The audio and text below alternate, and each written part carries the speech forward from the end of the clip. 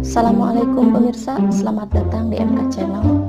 Kali ini saya akan memasak pepes tahu. Langsung saja, ini bahan-bahannya. Yang pertama, ada tahu 10 potong. Saya pakai ini tahu kuning. Dan bawang merah, bawang putih,